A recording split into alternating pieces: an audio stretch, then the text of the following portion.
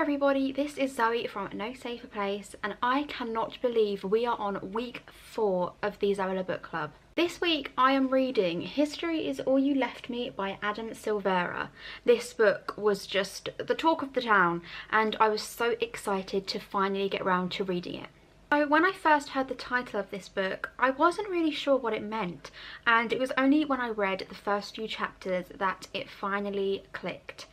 So the premise of this story is that the main character Griffin has just lost the love of his life in a drowning accident. Now we don't hear too much about the accident really, but we do know that he is drowned. And throughout the book, a thing that Griffin says the most is, "History is all you left me," because obviously he's died and the only thing that Griffin has left now to remember Theo is the history that they've made together, the memories that they've made, and that is just such a profound part of the book and it is so emotional. Actually, I've not read a book for quite a long time that has made me feel this emotional about death.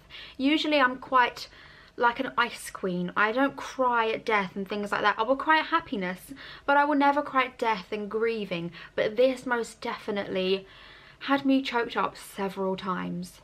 So as I said, the narrator of this story is Griffin and it is set out in two ways. The first way it's set out is the history side of things, where we find out how Griffin and Theo became friends and how they started their relationship and how it affected their friendship with themselves and the other guy in their group called Wade. And then the present, where Griffin is still speaking to Theo as if he's still around, almost as if he's writing his diary to him, which is so emotional for me, that he wants Theo to listen to what he's saying, and that is just one of the most heartbreaking parts of this book. This book really explores Griffin's journey as he realises that Theo is gone and he's not coming back.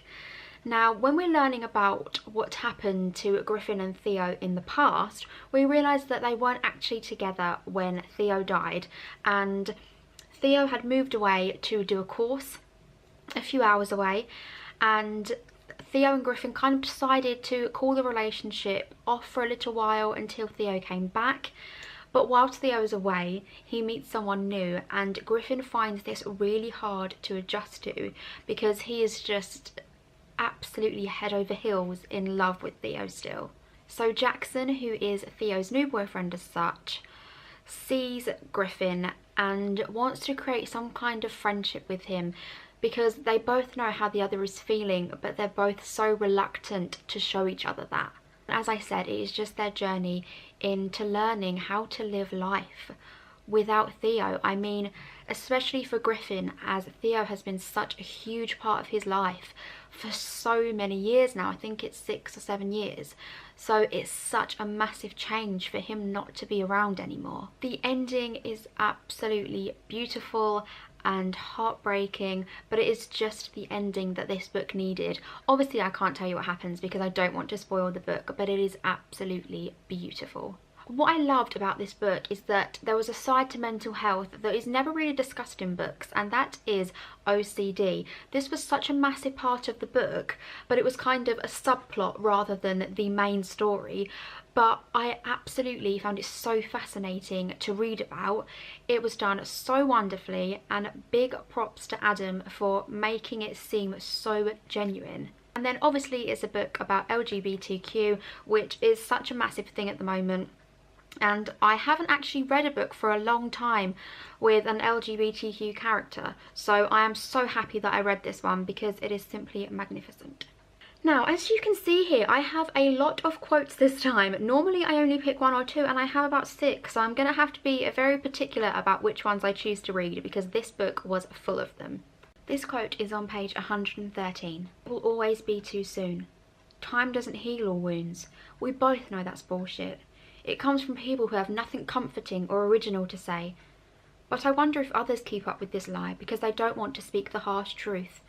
The wound never closes and the pain remains, always piercing, always burning, always suffocating, always bleeding." And that is so true.